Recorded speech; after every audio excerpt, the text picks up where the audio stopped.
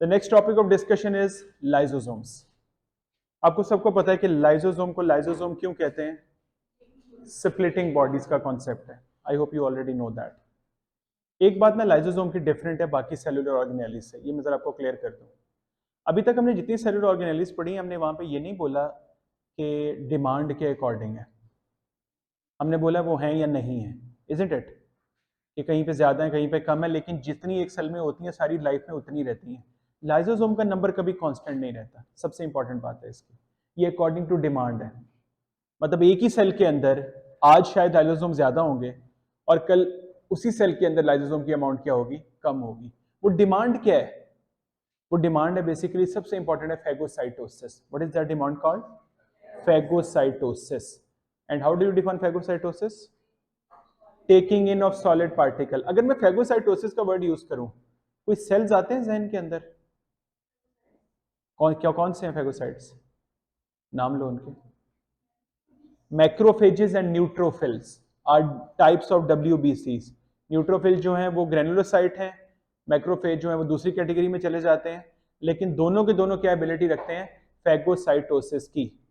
तो इसका मतलब है कि नंबर ऑफ लाइजोसोम किन सेल्स में ज्यादा होंगे? Neutrophil and macrophage. सारे व्हाइट ब्लड सेल नहीं, लेकिन न्यूट्रोफिल और मैक्रोफेजेस जो सेल फेगोसाइटोसिस एक्टिवली कर रहे हैं उनके अंदर ऑटोमेटिकली कौन सी ऑर्गेनेली ज्यादा होगी? लाइजोसोम ज्यादा होगा। Location, size, number, shape variable है। मैंने आपको वजह बता दी क्यों वेरिएबल है। बात समझ आ गई ना? वेरिएबिलिटी इसी वजह से क्योंकि ज़ाहिर जरूरत के हिसाब से, जहां जैसी जरूरत है वैसे ही है। इनके पास है क्या ऐसी चीज की ये स्प्लिटिंग है? What is that thing they are containing? Enzymes. इतनी हाई और एबंडेंट लाइजोसोम को बना कौन रहा है? Golgi apparatus. और गोल्जी अपरेटस सिक्रीशन बना बना के इसमें डालता जा रहा है। कौन कौन से एंजाइम हैं? एसिड फॉस्फेटेजेस एंड हाइड्रोलिटिक एंजाइम, जिसमें न्यूक्लियेजेस, लाइपेजेस, ग्लाइकोसाइडेजेस, प्रोटीएजेस, मतलब कुछ बचा ही नहीं पीछे। हमारा नेक्स्ट चैप्टर बायोलॉजिकल मॉलिक्यूल का, उसमें ही तो बायोलॉजिकल मॉलिक्यूल है। Nucleic acid, carbohydrate, lipid, protein. Nucleic acid को भी तोड़ सकता है, लिपिड को भी तोड़ सकता है, कार्बोहाइड्रेट को भी तोड़ सकता है, प्रोटीन को भी तोड़ सकता है। लेकिन बेस लाइन क्या है, कॉन्सेप्ट क्या है, क्यों तोड़ना है? डीएनए आरएनए को तोड़ना इज अ गुड न्यूज, ये तो बुरी बात लग रही है, ये तो काम ही खत्म हो जाएगा। लेकिन बेटे ये कौन से वाले तोड़ रहे हैं? ये उन वालों को तोड़ रहे हैं हार्मफुली जो जो एक्चुअली अब वेस्ट में कन्वर्ट हो रहे हैं। बेटे एक ही एंजाइम पूरी जिंदगी नहीं चलता, एक ही डीएनए पूरी जिंदगी नहीं चलता, रेप्लिकेट हो जाते हैं, एंजाइम भी नए बन जाते हैं, प्रोटीन सिंथेसिस भी नहीं हो जाती है। Got it? तो उसके लिए कॉन्टिन्यूस मॉडिफिकेशन चाहिए, तो पुरानों को डिग्रेड कर देता है ताकि क्या हो, नए यूज हो जाए। इसकी दो फॉर्म है, प्राइमरी और सेकेंडरी लाइजोसोम। मैं आपको बड़ी आसान वर्ड में अगर समझाऊं, प्राइमरी लाइजोसोम वो हैं जो अभी अभी गोल्जी अपरेटस से बन के निकले हैं। गोल्जी अपरेटस से बन के निकले, अभी उन्होंने फेगोसाइटोसिस शुरू नहीं की है। और जब वो फेगोसाइटोसिस शुरू कर देते हैं वो क्या बन जाते हैं? Secondary lysosome. सेकेंडरी लाइजोसोम के आगे लाइन भी लिखी हुई है कि जब प्राइमरी लाइजोसोम पार्टिकल्स को इनगल्फ करते हैं, form by fusion of primary lysosome with substrate to be digested. जब सबस्ट्रेट डाइजेस्ट होगा तो उसी वक्त उनको क्या कहा जाएगा? सेकेंडरी। इसको मैं ये भी कह सकता हूं, primary lysosome are non functional, secondary lysosome are functional. MCQ है, डिफरेंट तरीके से एड्रेस हो सकता है। इसके फंक्शन हो गए extra cellular digestion, intra cellular digestion, दोनों किस्म की डाइजेशन है। ऑटोफेगी क्या होती है? कि अपने ही सेल को डिसॉल्व कर रहा है। क्यों कर रहा है? ऑफ कोर्स जब नए बनने हैं। ये कोई नुकसानदेह काम नहीं है, सुनने में नुकसानदेह लग रहा है, लेकिन जो पुराने बॉर्न आउट सेल है उनको कर रहा है। उसके अलावा degradation, degeneration of cell during starvation. Fasting आती है हम फास्टिंग जब रमजान में रोजे रखते हैं तो बड़ा अच्छा प्रोसेस है ये। वो जितना हमारा मटेरियल ऐसा को जो अनवांटेड डिपॉजिट हुआ हुआ ना सारा, वो 30 डे रोजे रख के वो सारे के सारा साफ हो जाता है। और फ्यू डेवलपमेंटल प्रोसेस है। जब हम सब अपनी मदर की वूम्स में थे ना, और फर्स्ट मंथ था, तो उस वक्त हम सबकी जब फिंगर्स बनी थी तो उसमें वेब्स थी। लेकिन जब पैदा हुए तो हम सबको पता है कि जब बच्चा पैदा होता है तो उसकी फिंगर बिल्कुल क्लियर होती है, उसमें वेबिंग नहीं होती है। तो वेबिंग कैसे खत्म होती है? Due to lysosome. तो इनका सारा फंक्शन फायदेमंद ही है। अच्छा, लाइसोसोम के बारे में एक इंटरेस्टिंग बात और भी है। लाइसोसोम पता क्या क्या कहता है? मेरे अंदर तुम आओगे अपनी मर्जी से, जाओगे मेरी मर्जी से। ये लाइसोसोम कहता है, और ये बड़ा ये उसको प्रूव करता है। मैं आपको समझाता हूँ कैसे। जो भी पार्टिकल लाइसोसोम में एंटर होना है ना फेगोसाइटोसिस के लिए, हो गया एंटर, लेकिन लीव कब करेगा? जब तक लाइसोसोम उसको फेगोसाइटोज नहीं कर देगा, वो उसको नहीं छोड़ के जा सकता। ये इंपॉर्टेंट बात है। मतलब जब तक फेगोसाइटोसिस कंप्लीट नहीं होगी वो पार्टिकल लीव नहीं करेगा। मैं आपको एग्जांपल देता हूं। व्हाट इफ लाइसोसोम एक एंजाइम डेफिशिएंट है ही नहीं, जेनेटिकली बना ही नहीं, डिफेक्टिव है, उसका सब्सटेंस तो आ गया अंदर, लेकिन वो सब्सटेंस अब बाहर कभी भी नहीं निकलेगा, अंदर डिपॉजिट हो जाएगा, क्योंकि उसको तोड़ने वाला एंजाइम ही नहीं। अब बात समझ आइए? आओगे अपनी मर्जी से, जाओगे मेरी मर्जी से, वो वाला कॉन्सेप्ट फिट होता है। अच्छा होगा क्या, सुनो जरा, एक सब्सटेंस है, ग्लाइकोजन ले लेते हैं, उसने ग्लाइकोजन आया सेल के अंदर, उसने उसको तोड़ना है, और वो एंजाइम उसके पास है ही नहीं तोड़ने वाला। अब हो गया क्या, लाइसोसोम का ये साइज है, उसके अंदर इकट्ठा होना शुरू हो गया ग्लाइकोजन, साइज बढ़ता जाएगा बढ़ता जाएगा, बड़े, एक लाइसोसोम नहीं है, कितने सारे पड़े हैं एक सेल में, सारे सेल्स के लाइसोसोम साइज बढ़ रहे हैं, वो इतने बढ़ जाते हैं बेटे एंड पे जाके कि वो सारी ऑर्गेनेली को साइड पे पुश कर देते हैं, इवन न्यूक्लियस ऑल्सो, वो सारी जगह खुद ले लेते हैं। और फिर इतना ही नहीं होता, जब एक ऑर्गन के सारे सेल्स के लाइसोसोम बढ़ रहे हैं, सारे सेल का साइज बड़ा हो रहा है, तो एट द एंड क्या होगा, पूरे का पूरा ऑर्गन ही क्या हो जाएगा, इनलार्ज हो जाएगा। इस प्रॉब्लम को बोलते हैं लाइसोसोमल स्टोरेज डिजीजेस। आपकी बुक में थोड़ा सा इसका लिखा भी हुआ है कि लाइसोसोमल स्टोरेज डिजीज एक्चुअली है क्या, समझ आ रही है? लाइसोसोमल स्टोरेज डिजीजेस, कि लाइसोसोम की स्टोरेज की डिजीज हो गई है। वो डिजीज क्या है, स्टोर तो करता जा रहा है, तोड़ नहीं पा रहा, निकाल नहीं पा रहा। आपको पता है ऐसे बच्चे कैसे प्रेजेंट करते हैं, कैसे लेकर आते हैं पीडियाट्रिशियन के पास, इनके वालिदैन, बच्चा होता है 1 साल 1.5 साल 2 साल, क्योंकि टाइम लगता है लाइसोसोम के इतना बड़े होने में, वो लेकर आते हैं कि बच्चा इरिटेबल होता है, रोता रहता है, वो बात की जी पेट फूला हुआ है बेटे का, बच्चे का, बेटा है बेटी जो भी, उसका पेट फूला हुआ है, जब डॉक्टर एग्जामिन करता है तो पता चलता है कि जी उसका लिवर का साइज जो है ना, लिवर यहाँ पे होना चाहिए, फूल के यहाँ पेट नीचे तक आया, क्योंकि liver is the primary organ जहाँ पे ये काम स्प्लिटिंग वाला, फैगोसाइटोसिस वाला ज्यादा चल रहा होता है। कोई इसका हल नहीं है, कोई इसका कुछ भी कर लो, जेनेटिक प्रॉब्लम है ना, उसके अपने लाइसोसोम तो हमेशा ऐसे ही रहेंगे, और वो ऐसे ही रहते हैं, और अल्टीमेटली फिर उसकी डेथ हो जाती है। मैंने एक टेबल बनाया हुआ है इसके लिए आपको दिखाने के लिए, ये देखो, ये diseases related to lysosomal enzyme, मैं आपको शेयर कर दूंगा। इसमें सिंपल क्या है, एक ग्लाइकोजेनोसिस टाइप 2 और टेस्ट 2 डिजीजेस हैं। ग्लाइकोजेनोसिस टाइप 2 में एक एंजाइम डेफिशिएंट है, अल्फा 1 फॉर ग्लूकोसाइडेज। क्या चीज इकट्ठी हो रही है, ग्लाइकोजन लाइक मटेरियल। अब उसकी वजह से प्रॉब्लम देखो, cardiomegaly, muscle weakness, death in 2 years, कुछ नहीं कर सकते। एक और प्रॉब्लम है टेस्ट, उसमें एक और एंजाइम है हेक्सोअमाइनिडाइज ए, गैंग्लियोसाइड, एक लिपिड लाइक सब्सटेंस है, उसका लेवल इंक्रीज होता जा रहा है, और उसकी वजह से blindness, mental retardation, death less than 2 years. अब कॉन्सेप्ट समझ गए हो लाइसोसोमल स्टोरेज डिजीज का, जो आज के बाद भूलना नहीं है। चीज आएगी लेकिन जाएगी तभी जब उसका एंजाइम उसको चॉप ऑफ कर देगा, और अगर एंजाइम नहीं है तो वो चीज उधर ही बैठ जाएगी, उधर से बाहर कभी नहीं निकलेगी। अब नेक्स्ट आ रही है लाइन में पैरोक्सिसोम, तीनों ऑर्गेनेली लाइन में किसी वजह से रखी है, लाइसोसोम, पैरोक्सिसोम, ग्लाइऑक्सिसोम। अब पैरोक्सिसोम की पहली लाइन पढ़नी है आप लोगों ने, रीड आउट करनी है ताकि हमें क्लियर हो जाएगा क्या लिखा हुआ है। Modified and highly specialised form of lysosome.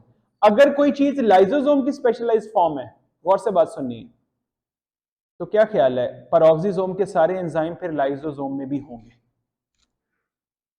बात समझ आ रही है? लाइसोसोम बड़ी चीज है, पैरोक्सिसोम छोटी चीज है, उसी से बनी है, तो इसका मतलब अगर उसी से बनी है तो पैरोक्सिसोम के सारे एंजाइम किसमें होंगे, लाइसोसोम में भी होंगे। पैरोक्सिसोम में कौन कौन से एंजाइम है, इसका नाम पैरोक्सिसोम इस वजह से है, पर ऑक्सीडेज की वजह से। आपको नजर आ रहा है आपकी राइट हैंड साइड पे बोल्ड में लिखा हुआ। फिर उसके अलावा कैटालेज भी है, ग्लाइकोलिक एसिड ऑक्सीडेज भी है। बेटे एक बात याद रख लेना, ये तीनों के तीनों एंजाइम लाइसोसोम में भी प्रेजेंट है, लेकिन वहां पे तो और भी हैं, न्यूक्लियेजेस, प्रोटीएजेस, वो यहां पे नहीं है। ये उसकी एक छोटी सी ब्रांच है जिसमें 3 आते हैं।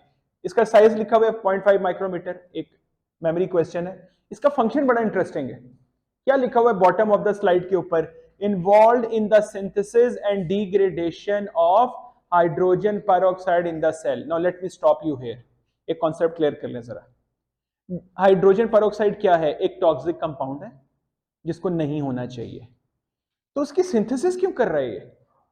सिर्फ डिग्रेड नहीं होना चाहिए उसको, तो ये क्या बात है, सिंथेसिस करके डिग्रेड भी कर रहे हैं, मतलब एक वही वाली बात होगी ना कि किसी ने काम खुद ही खराब किया, खुद ही सही करा, देखो मैंने सही कर लिया, ये तो कोई लॉजिक ही ना बनी। लेकिन इस तरह नहीं है, मैं आपको समझाता हूं है क्या। इधर गौर से देखना, जरा बोर्ड पे फोकस चाहिए मुझे आपका, 1 मिनट। हमारी बॉडी में डेली मेटाबॉलिक रेट एक लेवल पे काम करता है, मेटाबॉलिज्म चल रहा है कि नहीं? हम सबका मेटाबॉलिक एक्टिविटी डिफरेंट है, किसी का किसी रेट पे, किसी का किसी पे। डेली हमारी बॉडी में ना कुछ वेस्ट प्रोडक्ट बन रहे हैं मेटाबॉलिज्म के रिजल्ट में, उन वेस्ट प्रोडक्ट का ये नाम है, एमबीबीएस की बुक उसको लिखती है रिएक्टिव ऑक्सीजन स्पीशीज। मैं आपको एक कॉन्सेप्ट देना चाह रहा हूं इसके पीछे, ताकि आपको याद रह जाए बात, ये भूले ना। इसको वो 4th ईयर पैथोलॉजी की बुक है एमबीबीएस की, उसको ये लिखती है ROS, रिएक्टिव ऑक्सीजन स्पीशीज। इसका एक और नाम भी यूज होता है, सेम एक ही चीज का, ऑक्सीजन फ्री रेडिकल्स, ये भी इसी का दूसरा नाम है। ये आपको याद रखने की जरूरत नहीं है, लेकिन आपको मैं कॉन्सेप्ट देना चाह रहा हूं जो आपने समझना है इससे। ये daily as a waste product बन रहे हैं हमारी बॉडी में, as a waste product, plasma के अंदर, टिश्यूज के अंदर ये बनते जा रहे हैं। और इसमें कुछ जो वेस्ट के नाम है ना, सबसे इंपॉर्टेंट नाम जो मैं ये लिखने लगा, और आपको वो पहले से पता भी है, आपने कहीं और पढ़ रखा है वो। What is this? ओजोन। वो इकोसिस्टम लेयर ऊपर वहां पे पड़ा हुआ है हमने। अब ये वही ओजोन मॉलिक्यूल है, लेकिन ये अब लेयर एनवायरनमेंट की तो बात ही नहीं कर रही है। कहां बन रहा है? ह्यूमन बॉडी के अंदर एज अ वेस्ट प्रोडक्ट। और मैं आपको एक बात बताऊं, it is very very very dangerous for one important cellular organelle, that is cell membrane. इसके अंदर इतनी अच्छी तो नहीं कहूंगा, इतनी स्ट्रांग पावर होती है कि अपनी स्ट्रांग पावर से क्या कर सकता है, सेल मेम्ब्रेन को मुकम्मल डिसरप्ट कर देता है। सोचो अगर इसका लेवल ब्लड में बढ़ना शुरू हो गया, how much toxic it is for all the cell, for RBCs, जो तो प्लाज्मा में सबसे सामने पड़े हुए हैं, 5 मिलियन पर क्यूबिक मिलीमीटर, तो क्या बनेगा उनके साथ? अब पता पेरोक्सिसोम क्या करते हैं? पेरोक्सिसोम इसको कन्वर्ट करते हैं पहले इसमें, सिंथेसिस ऑफ H2O2, और फिर इसको कन्वर्ट कर देते हैं into non toxic compound of water and oxygen. ये है मतलब इस बात का कि synthesis and degradation of H2O2। अब बात समझ आई आपको? अगर मैं आपको अब ये कहूं कि पेरोक्सिसोम किसी के सही काम नहीं कर रहे, उसके रिएक्टिव ऑक्सीजन स्पीशी ब्लड में ज्यादा होंगे, उसकी सेल मेम्ब्रेन, ओवरऑल पूरी बॉडी की सेल्स की सेल मेम्ब्रेन डिसरप्ट होनी शुरू हो जाएगी, कितना बड़े प्रॉब्लम में जा रहा है बेटे। अगर if no cell membrane no cell, आपको पता है दो चीजें सेल के लिए वाइटल है, न्यूक्लियस एंड सेल मेम्ब्रेन। अगर ये अपना काम करना छोड़ गए ना तो सेल गया। बाकी कोई भी अपना काम करना छोड़ेगा, सेल की डेथ नहीं होने लगी। Mitochondria, endoplasmic reticulum, Golgi apparatus, lysosome, इतनी जल्दी सेल की डेथ नहीं होने लगी, लेकिन ये दो ऑर्गेनेली बहुत वाइटल, इसके बगैर काम नहीं चल रहा। तो सोचो जो चीज सेल मेम्ब्रेन को हिट कर रही है, तो फिर उसका मतलब है वो तो पूरी लाइफ को हिट कर रही है। तो इसीलिए फ्री ऑफ डेली हम सब में बनते हैं, हम इसका बनना नहीं रोक सकते, इसका बनना हम नहीं रोक सकते, लेकिन जो चीज एक्चुअली अल्लाह ताला ने हमारे रखी। पेरोक्सिसोम कैसे डिस्कवर हुए थे? एक्सीडेंटली लिवर में, वो लिवर स्टडी किया जा रहा था किसी और काम के लिए, वो लगा यार ये क्या चीज है, नई ऑर्गेनेली है तो नहीं देखी कभी पहले, वो पता लगा डिटेल से ये काम है। तो लिवर का काम भी तो ये ना, detoxify the harmful substances as a organ, और उसमें ये काम कौन कर रहा है? पेरोक्सिसोम कर रहा है। अब इसकी फंक्शनिंग समझ आ गई आपको? अच्छा, इसी में लाइन में आगे ग्लाइकोसिसोम है। I want you to read the line. Glyoxysome की पहली लाइन पढ़ो, क्या लिखी हुई है? स्पेशलाइज्ड फॉर्म ऑफ पेरोक्सिसोम, मतलब ये उसकी भी स्पेशलाइज्ड फॉर्म है। इसका मतलब है जो इसके एंजाइम है वो पेरोक्सिसोम में भी होंगे, लाइसोसोम में भी होंगे। It's just like a lysosome is a grandfather, peroxisome is son, और ये उसका सन आगे से। तो वो सारी प्रॉपर्टीज एक्चुअली चल रही हैं, आगे आ रही हैं। हाँ, इसकी एक स्पेशल प्रॉपर्टी क्या है? Specialised form of peroxisome present in plant cell only, it is absent in animal cell. Lysosome animal में भी थे, प्लांट में भी थे, पेरोक्सिसोम एनिमल में भी थे, प्लांट में भी थे, लेकिन glyoxysome are only present in plant, absent in the animals. क्यों? इसका काम ऐसा है, ग्लाइकोलिक एसिड ऑक्सीडेज, इनके पास एक ही एंजाइम है बस, ये वही एंजाइम है, इसमें थोड़े कैटालिस भी साथ मौजूद है। ये क्या कर रहा है ग्लाइकोलिक एसिड ऑक्सीडेज? ये लिपिड को किस में कन्वर्ट कर रहा है? कार्बोहाइड्रेट में। तो इसका मतलब है ये कौन से प्लांट में होगा? It is present in the lipid rich plant only. क्यों कन्वर्ट करना जरूरी है? ना करे कन्वर्ट, एग्जैक्टली आपको पता है हमारी बॉडी और प्लांट की बॉडी भी एक ही फूड को जानती है, दैट इज ग्लूकोज। कौन सा फूड लेती है? ग्लूकोज। क्यों लेती है? क्योंकि हमारे सेल में मशीनरी उसकी लगी हुई, उसको तोड़ने वाली लगी हुई। कहीं किसी फैक्ट्री में ना कपड़ा बन रहा था, तो एकदम अगले ने कहा लो जी 1000 गैलन पानी आ गया, बनाओ कपड़ा। उसने कहा क्या पानी? उसने कहा पानी को डिटेक्ट करके कपड़ा बनाने वाली मशीनरी तो हमारे पास नहीं है, हमारे पास तो कॉटन को डिटेक्ट करके कपड़ा बनाने वाली मशीनरी है, तो वो पानी वेस्ट है उस फैक्ट्री के लिए। सिमिलरली एक लिपिड रिच प्लांट ही सही, लेकिन जब उसके सेल रिकॉग्नाइज ग्लूकोज को करते हैं तो लिपिड बन तो रहा है, लेकिन उस प्लांट को क्या फायदा दे रहा है? हम लिपिड निकाल सकते हैं उससे। ये कैस्टर बीन, सोयाबीन, आपको पता है इनके ऑयल्स होते हैं, वो तो हमने निकाल लिए उनसे, लेकिन उस प्लांट की सेहत को तो प्रॉब्लम हो गई ना, तो उस प्लांट का लिपिड उसी को क्या कन्वर्ट कर देता है? कार्बोहाइड्रेट में with the help of glyoxysomes. Specially जो सीडलिंग्स होते हैं, generate energy for formation of new plant in germinating seedlings of the lipid rich seeded plant। Specially जब वो छोटे होते हैं ना, तब तो बहुत ज्यादा ग्लाइकोसोम काम कर रहे होते हैं, ऐसा ऐसा ग्रो करते जाते हैं तो इनकी एक्टिविटी भी कम होती जाती है। ऐसे इनका फंक्शन है ग्लाइकोसोम का। अब आपको तीनों लाइन में समझ आ गए। Lysosome is the house of enzymes. उसके बाद पेरोक्सिसोम में इसके थोड़े से आ रहे हैं, जिसमें पेरोक्सीडेज नंबर 1 है, कैटालेज वगैरह भी है। और इसकी भी आगे क्या है, स्पेशलाइज्ड फॉर्म है ग्लाइऑक्सिसोम है, जिसमें और एंजाइम कौन सा हो गया, ग्लाइकोलिक एसिड ऑक्सीडेज। वैक्यूल्स के बारे में I think you people already know it very well. Plant में कितने वैक्यूल हैं, पुश किया हुआ है सबको साइड पे, सेंटर में है। एनिमल में मैनी स्मॉल। प्लांट में क्यों है एक बड़ा वैक्यूल, स्टोरेज फलाना, लेकिन क्यों प्लांट को क्यों प्लांट को एक ये प्लांट और एनिमल में एक बहुत बड़ा फर्क ये है, प्लांट कॉन्टिन्यूस अपनी रूट से वाटर एक्सट्रैक्ट कर रहा है, हम नहीं कर रहे, एनिमल्स नहीं ये काम कर रहे। तो जब कॉन्टिन्यूस वाटर आएगा, इसका मतलब है एक सेल में, प्लांट सेल के अंदर कॉन्टिन्यूस वाटर अंदर एंटर होने लगा है कि नहीं, ऐसी बात। तो एक प्लांट को नुकसान क्या हो सकता है उसका, अगर वैक्यूल ना होता, इतना वाटर अंदर आता तो बेटा पता क्या प्रॉब्लम हो जाती। हमने एक टर्म पढ़ी थी ऑस्मोलैरिटी, कहां पढ़ी थी, एल्डोस्टीरॉन और एडीएच के साथ हमने पढ़ी थी, जिसमें हमने कहा था कि मैंने आपको बताया था एक hyper osmolar hypo osmolar environment. Same अगर एक प्लांट सेल के अंदर वाटर बहुत ज्यादा आना शुरू हो गया है, तो बेटे वो तो सारे के सारे साइटोप्लाज्म को डाइल्यूट कर देगा, हाइपो ऑस्मोलर कर देगा, और हाइपो ऑस्मोलर होने से उसकी फंक्शनिंग हिल जाएगी सारी। तो वैक्यूल का काम क्या होता है कि पानी को आने देता है प्लांट के अंदर, सेल के अंदर, प्लांट सेल के अंदर। जब आ जाता है अंदर तो उसको साइटोप्लाज्म में नहीं फैलने देता, सारे को पकड़ के अपने अंदर ले लेता है। उससे फायदा क्या हो जाता है, जिसको आप टर्गर बोल रहे हो, वो क्या होता है, वो ये कॉन्सेप्ट है ना। वो टर्जिडिटी कैसे मेंटेन होती है, वो बिल्कुल ऐसी मेंटेन हो रही है कि वो पूरे सेल की, प्लांट सेल की सेहत पे भी कोई फर्क नहीं पड़ रहा, और वैक्यूल उसको लेके एब्जॉर्ब करता जा रहा है, बिल्कुल ऐसे ही। ये सेंटर में जो आपको एग लाइक स्ट्रक्चर नजर आ रहा है, वो सारी ऑर्गेनेली को पुश किया हुआ इसने, क्योंकि इसका मतलब है प्लांट सेल में बहुत वाटर आ रहा है। लेकिन देखो इसकी ऊपर राइट लेफ्ट किसी की ऑस्मोलैरिटी पे फर्क नहीं पड़ रहा, सब ऑर्गेनेलीज नॉर्मल काम कर रही हैं जस्ट बिकॉज ऑफ दिस।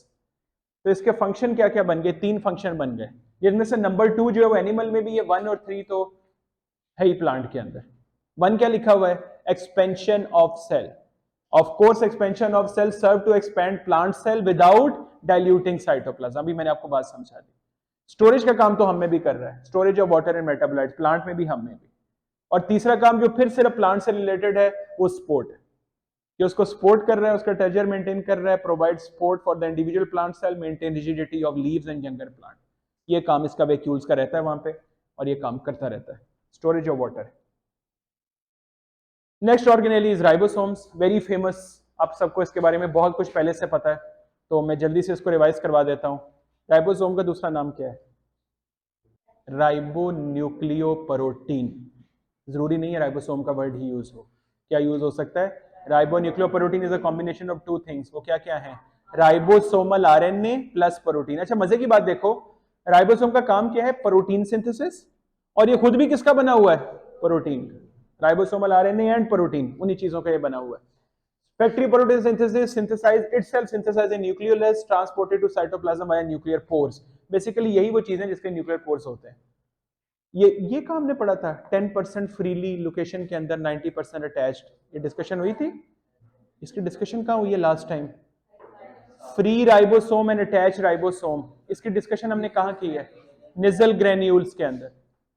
वह मैंने आपको बड़ा क्लियरली बताया था कि 10% फ्री होते हैं, 90% अटैच होते हैं। जो फ्री होते हैं वो भी प्रोटीन बनाते हैं, 90% भी प्रोटीन बनाते हैं। फ्री वाले प्रोटीन सेल के अंदर के लिए बनाते हैं, और 90% वाले प्रोटीन किसके लिए बनाते हैं, सेल के बाहर यूज करने के लिए। निजल में दोनों इकट्ठे हो जाते हैं काम करने के लिए, तो राइबोन्यूक्लियोप्रोटीन इनको कहते हैं। इसके यूनिट तो मेरे ख्याल में आपको बड़े अच्छे रटे होंगे, 70s 80s 70 50 30 80 60 40, वो आपको अच्छे तरीके से पता है। यूकैरियोट प्रोकैरियोट का बहुत बड़ा फर्क है, ये दोनों में प्रोटीन सिंथेसिस चल रही होती है। ये काम कहां पे होता है, राइबोसोम अटैच्ड टू एमआरएनए, ये काम कहां पे होता है, कहां पे होता है, साइटोप्लाज्म। साइटोप्लाज्म में आते हैं।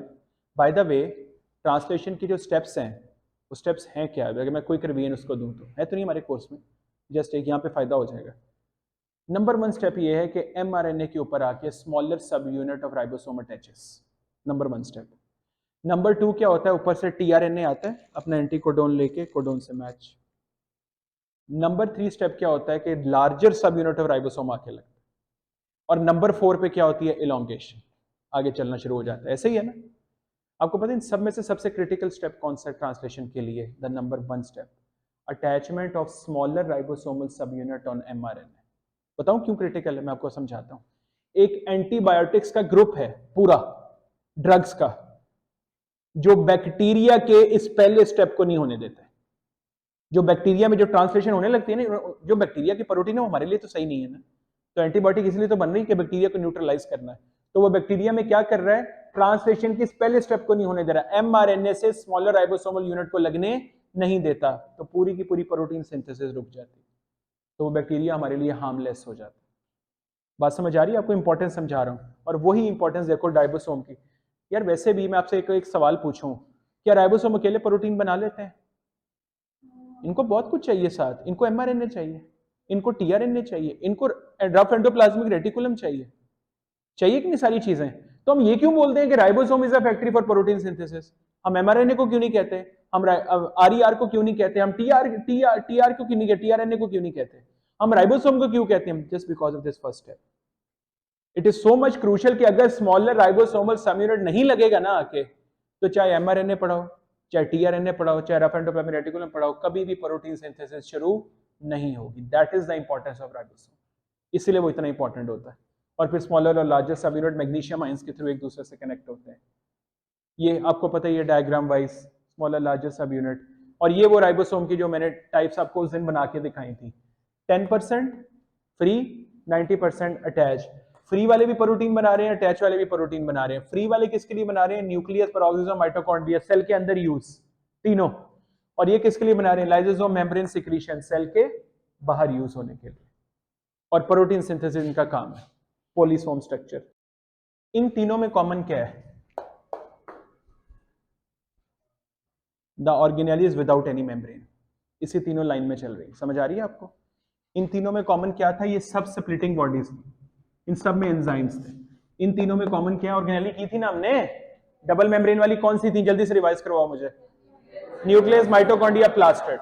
और विदाउट मेम्ब्रेन वाली राइबोसोम, सेंट्रियोल और साइटोस्केलेटन। तो अब हम दूसरी ऑर्गेनेली करने लगे हैं जो विदाउट मेम्ब्रेन है, दैट इज सेंट्रियोल। सेंट्रियोल का क्या कॉन्सेप्ट है आप लोगों के जहन में? सेंट्रियोल क्या चीज है? ये एक्चुअली साइटोस्केलेटन का ही पार्ट है, ये साइटोस्केलेटन का ही पार्ट है। हाँ, जो सेंट्रियोल के एमसीक्यूज आते हैं ना, मैं आपको क्लियर कर दूं, ये जरा मैथमेटिकल टाइप है, ये थोड़े से मैथ्स के आते हैं, इसलिए मैं आपको ये चीज यहां पे क्लियर करना चाहता हूं ताकि आपको अच्छी तरह समझ आ जाए। सेंट्रियोल की सबसे इंपॉर्टेंट बात, ये प्लांट में एब्सेंट होते हैं। इधर देखो मेरी तरफ, मेरे पास ना आगे टेबल आ रहे हैं, बड़ा जबरदस्त टेबल है, आपको सारी ऑर्गेनेली रिवाइज भी करवाता हूं उसमें, आपको शेयर भी हो जाएगा इंशाल्लाह। आज आपको सारे सेल बायोलॉजी के टेबल शाम तक पहुंचा दूंगा। मैं आपको क्या बता रहा हूं कि सेंट्रियोल प्लांट में एब्सेंट, एनिमल में प्रेजेंट, लेकिन ज्यादा अगर अंदर जाएं बात, तो हायर एनिमल में प्रेजेंट और लोअर प्लांट में प्रेजेंट, लोअर एनिमल में एब्सेंट और हायर प्लांट में एब्सेंट। ये आपकी बुक की लाइन है। वो जो लोअर प्लांट जिसमें प्रेजेंट होता है मॉसेस और लिवरवर्ट्स हैं, और लोअर एनिमल जिसमें एब्सेंट होता है वो लिखा हुआ है, पढ़ो, कोरिफेरा और Cnidaria. Description, present in cytoplasm in the form of, ऐसे पड़े होते हैं, इधर देखो ऐसे पड़े होते हैं, दो होते हैं हमेशा, एक नॉन डिवाइडिंग सेल में at right angle to each other. कैसे होते हैं? अच्छा, मैं इसको सेल में बनाता हूं, ये न्यूक्लियस, ये सेल, ये हमेशा न्यूक्लियस के बाहर होता है। किधर होते हैं? In a non dividing cell. और ऑफ कोर्स ये एनिमल सेल होगा, प्लांट में तो ये होते नहीं। अब अगर ये सेल डिवाइड करने लगा तो सबसे पहला काम जो होता है ना, वो क्या होता है? ये दो से कितने हो जाते हैं? 4 होते इधर ही हैं, ये दो, बाकी दो माइग्रेट करके कहां जाते हैं? इधर ऑपोजिट एंड। अच्छा, क्यों आते हैं ऑपोजिट एंड पे? क्योंकि इन्होंने क्या बनाना है यहां पे? Mitotic apparatus. एनिमल सेल में क्या बनाना है? Mitotic apparatus. अगली बात इंपॉर्टेंट, सेंट्रियोल्स की लोकेशन, दो सेंट्रियोल की लोकेशन एक साथ जो पड़े हुए हैं, this is called as centrosome. अब मुझे बताओ, in a non dividing cell centriole कितने हैं? सेंट्रोसोम कितने हैं? In a dividing cell centriole कितने हैं? 4। सेंट्रोसोम कितने हैं? 2। पहले तो सिंपल मैथ्स में ये करवाना चाह रहा हूं, आपको सवाल आएगा ऐसे शुरू होगा, in a dividing animal cell, in a non dividing animal cell. तो आपको यहीं से पकड़ लेना है कि ओके किसकी बात हो रही है। मैं जरा देख लूं, एक डॉज ना खा जाना। अगर लिखो इन a dividing plant cell, zero. मतलब चाहे डिवाइडिंग हो नॉन डिवाइडिंग हो क्या फर्क पड़ता है, प्लांट सेल में तो सेंट्रियोल्स होते ही नहीं। वहां ये कंफ्यूजन ना कर लेना यार लोअर प्लांट्स में होते तो हैं। आपने अगर ओवरऑल बात करनी हो ना सीखने के लिए तो आसान कर रहा हूं आपके लिए, आप प्लांट में इसको एब्सेंट कर दो। हाँ ये कहीं आ जाए एमसीक्यू के हाँ जी कौन से वाले प्लांट में प्रेजेंट होते हैं तो वो तो आपको पता ही है, लिवर वर्ड्स और मॉसेस उसमें प्रेजेंट है, बाकी सब में एब्सेंट। तो मेजॉरिटी में एब्सेंट ही है, हम इसको एब्सेंट ही लेते हैं। ये बात समझ आ गई, बड़ी इंपॉर्टेंट बात बता रहा हूं आपको। ओके ये इसकी मैथ्स की बड़ी मजे की बात है, अभी अभी क्लियर हो जाएंगे इंशाल्लाह, आपको सारा आ जाए। अगली अगली बात सुनो मेरी, मैं बोल रहा हूं आपने मुझे आंसर करना है। In a dividing animal cell number of centrioles 4, in a non dividing animal cell number of centriole 2, in a non dividing animal cell number of centrosome, in a dividing animal cell number of centrosome. Good. अगली बात सुन लो, इन a centriole, मेरी तरफ देखो सारे, in a centriole number of tubule slash microtubule is 27। क्या बोल रहा हूं मैं, in a single centriole number of tubules कह लो या साथ क्या वर्ड यूज कर लो माइक्रोटिब्यूल, दोनों का नंबर कितना होगा 27। जो भी एमडी कैट स्टेटमेंट में जो मर्जी आ जाए, चाहे टिब्यूल का वर्ड आए चाहे माइक्रोटिब्यूल का। हाँ अगर इनमें से किसी के साथ ट्रिपलेट का वर्ड लिख दिया, the number of microtubule triplet और नंबर ऑफ टिब्यूल ट्रिपलेट, कोई भी वर्ड है साथ, टिब्यूल माइक्रोटिब्यूल मैटर नहीं कर रहा, वर्ड क्या ढूंढना है ट्रिपलेट। अगर ट्रिपलेट लगा हुआ है तो 9 है एक सेंट्रियोल में, और अगर ट्रिपलेट नहीं लगा हुआ तो कितने हैं 27। बात समझ आ रही है आपको मैं क्या बता रहा हूं। ट्रिपलेट क्यों बोल रहे हैं, क्योंकि एक ट्रिपलेट में 3 टिब्यूल्स हैं और सेंट्रियोल में 9 ट्रिपलेट्स हैं, तो 9 इंटू 3 27 टिब्यूल्स हैं एक सेंट्रियोल के अंदर। अब इधर देखो मैं एक मैथ्स कर रहा हूं यहां पे, इन वन सेंट्रियोल, अभी मैं नॉन डिवाइडिंग डिवाइडिंग नहीं बोल रहा, मैं simple, in one centriole 9 microtubule triplets, मैं एब्रिविएशन यूज कर रहा हूं टाइम बचाने के लिए, in one centriole 27 microtubule slash tubules. ये वाला टी ट्रिपलेट्स के लिए मैं लिख देता हूं ताकि आप कंफ्यूज ही ना हो जाए, ये वाला माइक्रोटिब्यूल ट्रिपलेट है, ये माइक्रोटिब्यूल स्लैश टिब्यूल्स। अब जरा टेबल करते हैं, क्या लिखा हुआ है, 2 कॉलम्स बने हुए हैं, एक्सट्रीम राइट हैंड साइड पे डिवाइडिंग एनिमल सेल, दरमियान में नॉन डिवाइडिंग, यहां पे एंटिटी कौन कौन सी centrosome, pair of centriole, centriole, microtubule triplet और फाइनली माइक्रोटिब्यूल्स। अब आसान, यहां से शुरू करते हैं नंबर 3 से। In non dividing animal cell centrioles 2, dividing में 4, सेंट्रोसोम साथ ही देख लो नंबर 2 पे लिखा हुआ है। In non dividing animal cell centrosome 1 और डिवाइडिंग में 2। बात समझ आ गई। What about pair of centrioles, वो तो कम हो जाएंगे ना, अगर 2 है तो 1 पेयर, 4 है तो 2 पेयर्स। बात समझ आ गई इस बात की। अब रहेगी लास्ट बात जो इसमें हमने करनी है, ट्रिपलेट्स। मेरी तरफ देखो, in a non dividing animal cell the total triplets in a centriole are, मेरा सवाल नहीं सुना आपने सही से, in a dividing animal cell total number of triplet in a centriole are 9। Statement देखो गौर से, इन आ सेंट, मैंने पूछा लगा, मैंने डिवाइडिंग सेल दिया है लेकिन पूछा फिर भी क्या है, इन आ सेंट्रियोल, ये होता है स्टेटमेंट, गौर से पढ़ना। लेकिन मैं आगे कर लेता हूं, in dividing animal cell total number of triplets are. अब देखो इसमें कुछ नॉलेज आपको खुद से पता होना चाहिए। डिवाइडिंग एनिमल सेल, पहली चीज निकालनी है नंबर ऑफ सेंट्रियोल, अपने जहन में निकालो। डिवाइडिंग में कितने होते हैं 4, डिवाइडिंग एनिमल सेंट्रियोल कितने 4, और एक सेंट्रियोल में ट्रिपलेट 9, तो 9 into 4 36। In a dividing animal cell number of triplet and in a non dividing animal cell, जब सेंट्रियोल के हिसाब से है ना, ये तो 18 36 क्यों पड़ रहा है, ट्रिपलेट तो दोनों में 9 9 है, लेकिन 18 और 36 कैसे हुए हैं, सेंट्रियोल 2 थे, या सेंट्रियोल कितने हैं 4। इसी तरह या एक में 27 होता है, तो नॉन डिवाइडिंग में 2 सेंट्रियोल है, 2 सेंट्रियोल में मिला के 54 और 4 सेंट्रियोल में मिला के 108। अब इसमें देखो ट्रिक कहां कहां पे आए, trick dividing non dividing, animal plant, plant आ गया तो 0, सारी कैलकुलेशन 0, एनिमल आ गया फिर आगे देखना है ट्रिपलेट पूछा है या नहीं पूछा। और फिर इन आर सेंट्रियोल पूछा है या ओवरऑल पूछा है? 4-5 डिफरेंट किस्म के ट्रिक्स मैंने आपको बता दिए इसमें। मतलब देखो टॉपिक आसान है, आपको आता भी है, ऐसी गलत हो जाए तो फायदा क्या? इस चीज को आपने जरा पकड़ के रखना है थोड़ा सा, और एक ही बेस पे गलत होगा इसमें क्वेश्चन में आपको बता रहा हूं, स्टेटमेंट सही ना पढ़ने की वजह से। इसमें आपके नॉलेज की वजह से गलती नहीं आएगी, सबको याद हो गया होगा, आपको अच्छी तरह पता भी लग गया होगा। स्टेटमेंट जरा गौर से पढ़ लेना खुली आंखों के साथ, ताकि आपको अच्छी तरह याद हो जाए। तो इसका काम क्या होता है? Mitotic apparatus in animal. By the way mitotic apparatus किस चीज का बना होता है? मैंने एक डायग्राम ली हुई है, अभी समझ लेते हैं। इधर देखो जरा, माइटोटिक अपरेटस में क्या चीजें हैं? ये माइटोसिस हो रही है इस वक्त सेल के अंदर। दो सेंट्रियोल, ये जो रेड है ये सेंट्रोसोम है, रेड दोनों तरफ। ये इसके साथ क्या लगे हुए हैं?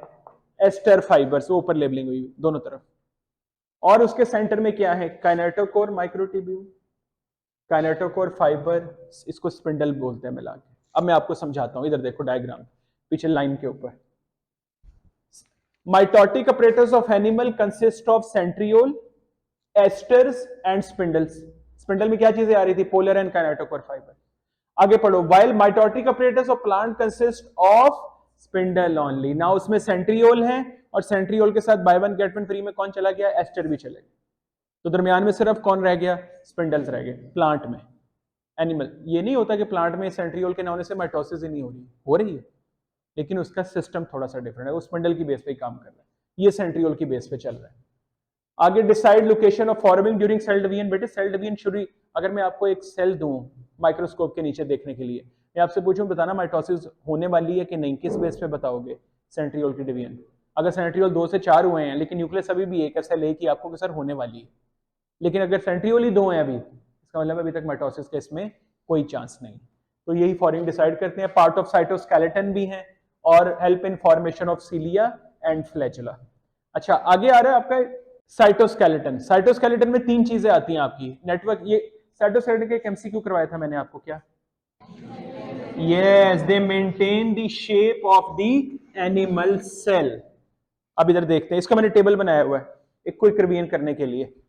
टेबल आपसे फिर शेयर हो जाएंगे। माइक्रोट्यूब्यूल, माइक्रोफिलामेंट, और तीसरे कौन से हैं? Intermediate filament.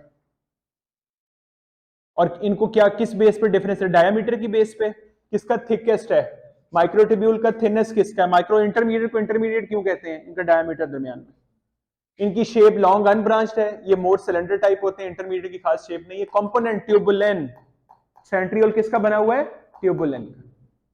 ये सेंट्रियोल है सारा, सेंट्रियोल की बात हो रही। ये जो यहाँ पे जितना लिखा हुआ है ना माइक्रोट्यूब्यूल सेंट्रियोल के, देखो फंक्शन देखो इसके, chromosomal movement during cell division, centriole का काम। Help in formation of cilia flagella, centriole, ये सेंट्रियोल आ गया। यहाँ पे एक्टिन मायोसिन आ गया।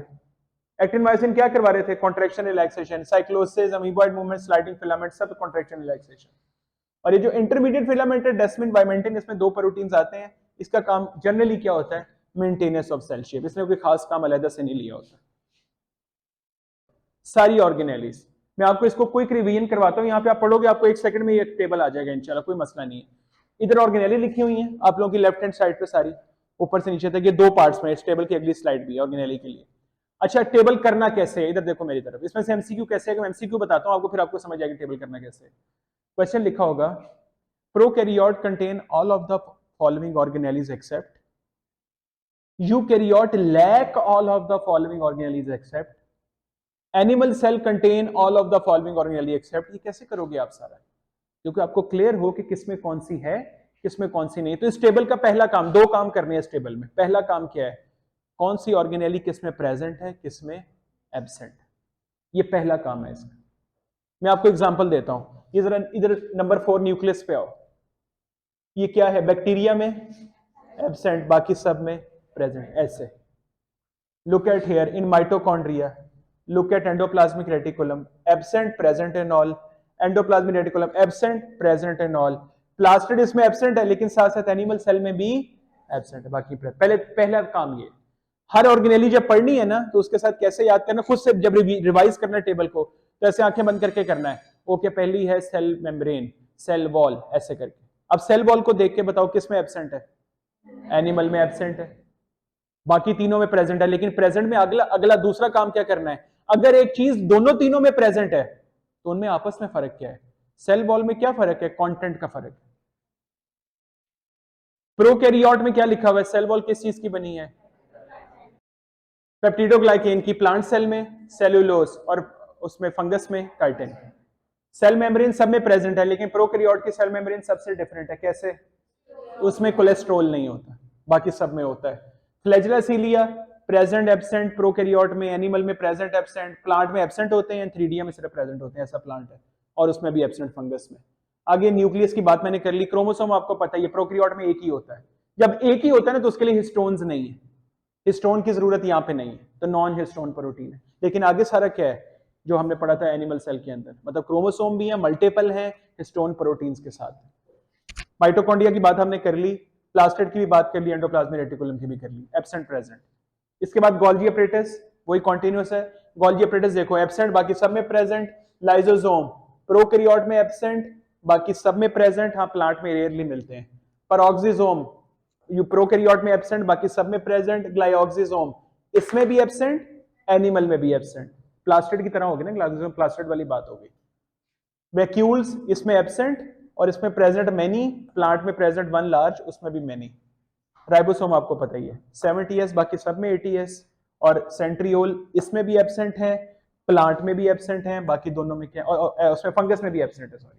सिर्फ प्रेजेंट किस में है जो सही वाला है? वो एनिमल सेल। इस तरह अपने टेबल कर। आई थिंक ये कोई इतनी रॉकेट साइंस नहीं है, कर लोगे इसको हैंडल, इंशाल्लाह आपसे शेयर हो जाए। Thank you very much.